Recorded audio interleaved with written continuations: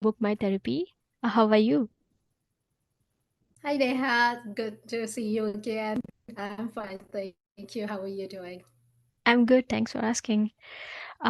So, Neha is a registered psychotherapist in Ontario, a first generation immigrant from Bangladesh to Canada, and has completed a degree in MBBS from Bangladesh Medical College and Hospital. Then she pursued a psychiatry residency program at Bangladesh College of Physicians and Surgeons. Additionally, she has 15 years of clinical experience in psychiatry and neurology and is a trauma informed psychotherapist who understands cultural nuances. She believes in creating a safe space for her clients where they feel heard, supported, and hopeful throughout their healing journey. Her therapeutic approach is collaborative and introduces mindfulness practices in therapy sessions. So, that was a brief about Neha. And on that note, I have a few questions for you. So, the first question is, can you provide an overview of how anxiety disorders, depressive disorders, and mood disorders often coexist or overlap?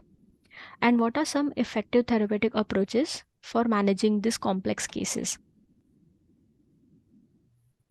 Thank you, Neha, for that kind introduction.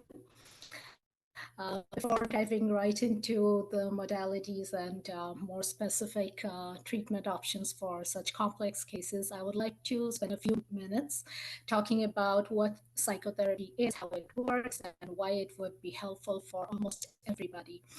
Because there are stigma and myth around psychotherapy that about mental health in general, that if you are seeking any kind of support or treatment, it's as if the therapist is going to get inside your mind and read things they're not supposed to, or they're going to mess it up further.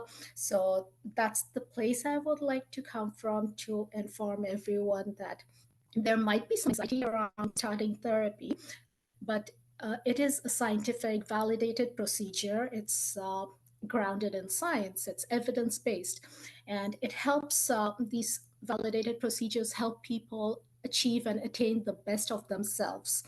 Therapists do not want to change the type of person you are. You would seek therapy only if you are facing any kind of challenges and not necessarily be labeled as a mental health patient or someone having a mental health disorder.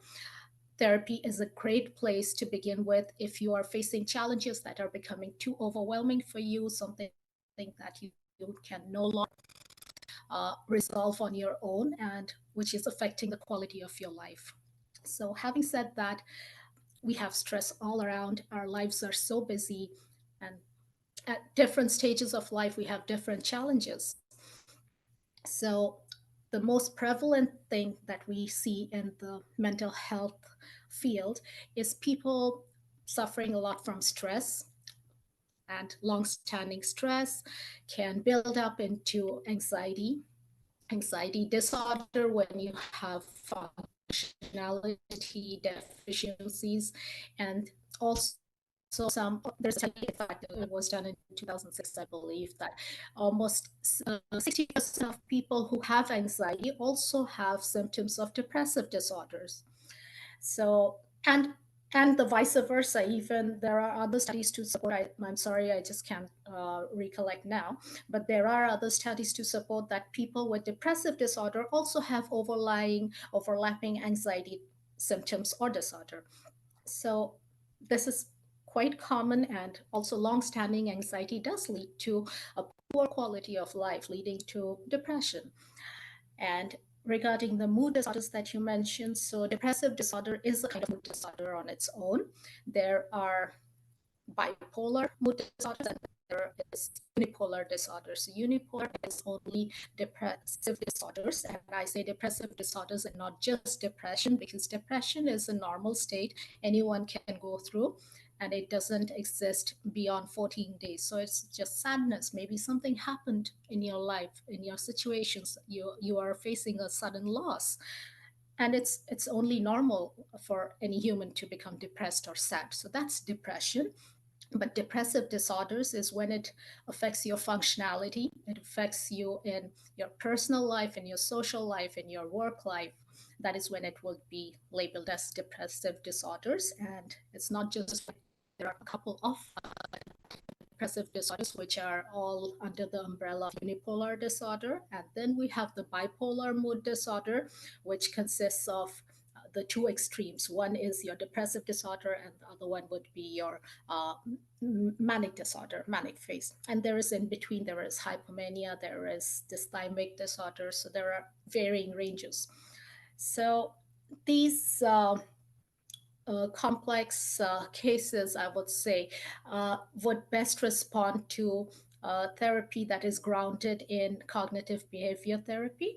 Because when a person is constantly or chronically depressed and anxious, what happens is that their thought process changes. And once your thought process changes, and by default it is the automatic thoughts tend to be, they're notorious to be negative. So when that becomes negative, when your thought becomes negative, you feel bad, you feel low. And how you feel will in turn affect the way you are behaving. So that's the vicious cycle person gets into. So I would say that cognitive behavior therapy is one of the best ways to deal with cases like that. Perfect. Well, thanks for starting with why therapy is important and what is it all about. So what happens in cognitive behavioral therapy? So what happens is we are looking at that cycle. We talk with clients, and like I said, psychotherapy is a collaborative approach, and it's between the client and the therapist, and also it is grounded in dialogue. So it's mostly talk therapy, but CBT tends to have some associated homework assignments, and these are things that actually aim to break that cycle of negative thinking, leading to feeling bad or low, leading to behaving in a way that further keeps you either withdrawn from everyone or just in general not achieve what you could. So that's where CBT works. It aims at changing the way you are thinking